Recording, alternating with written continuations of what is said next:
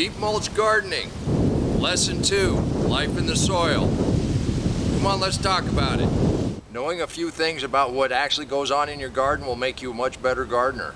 The last lesson we talked about dirt, and that's just sand, silt, and clay, different sized particles of rock that make up the earth. Now I've been talking about the life in the soil. There's a couple things that happen underground that we cannot see. If you don't have a microscope, you have no idea it's taking place. So you say you need bacteria to make your plants grow. Well, there's bacteria in almost all soil. And if that's all you have, your plants aren't going to survive. You need fungus. You need some fungus in your garden. Well, if all you have is fungus, your plants aren't going to survive. Well, then we need to have some bacteria and fungus. And if that's all you have, your plants aren't going to survive. So the bacteria and fungus have more than one job. The first job is they build structure. Bacteria creates glue that binds together a little organic matter, sand, silt, and clay, and creates structure that the roots grow into. I always thought the roots held the soil together. It's the bacteria which holds the particles together. And then the fungus comes around and holds it all together. And that all happens right around that root system. This is a part of the garden that made it through the winter. And we're up here towards the front. We want our short stuff growing up here towards the front. Let's go ahead and plan out a few things. Just like everything else, you just dig that mulch down to bare soil. Dig the smallest hole you can. There needs to be predators that eat the fungus and bacteria, and they make all of those minerals plant soluble. Then the plants take them up, and that's the web. And it starts with bacteria and fungus, but they have nematodes and protozoa and microarthropods and a whole host of other microscopic life that all interacts. They all work together. If you keep tilling your garden, all you're doing is chopping that life up. How do we attract bacteria and fungus? Well, it needs organic matter. And where does that organic matter come from? Well, let's take a look at how this actually all starts. You got the sun hitting the plant, we all know that. The carbon dioxide in the atmosphere, photosynthesis. You got the sun, you got carbon dioxide, and you got chlorophyll in the plant. The reaction is the plant takes the carbon dioxide and makes long carbon chains. This makes sugar. So your plant actually makes sugar. So how do you attract bacteria and fungus? The plant has to produce exudates. And all that means is it's what they put off. And they mostly put off sugar, a little protein, a little carbohydrate. But they have to go down to the roots. Well, it started. You can do this too. I'm not going to get too carried away. We're still probably going to get some frost before spring. That's why I haven't dumped these leaves out. We're just going to leave them in bags. So how do plants actually attract the bacteria and the fungus? Well, they're producing a bunch of sugar, a little protein. Wait, in your kitchen, if you put sugar, white sugar in a bowl, some protein, what would that be? A little milk, a little eggs, a little butter, and a little carbohydrate.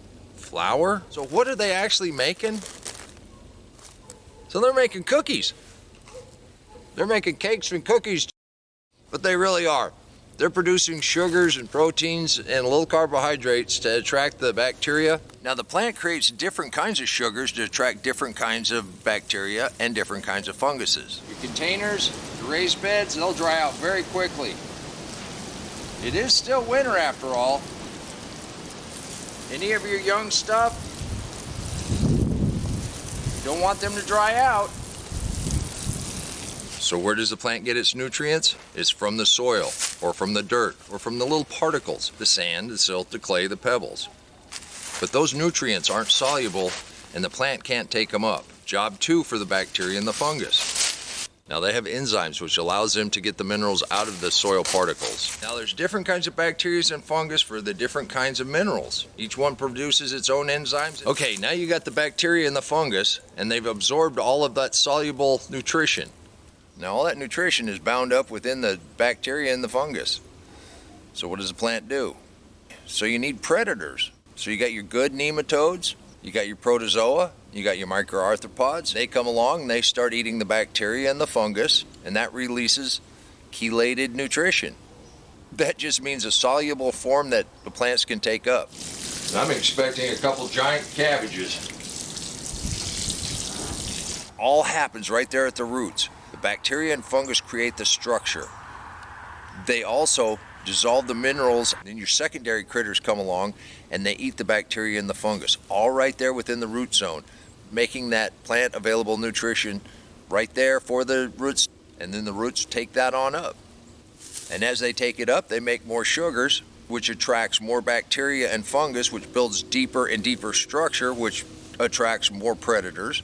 And then those predators attract more predators. It's just the food web. It's the web of life. And with that wind blowing like it is and being as warm as it is, do not forget to water your shallots and your garlic.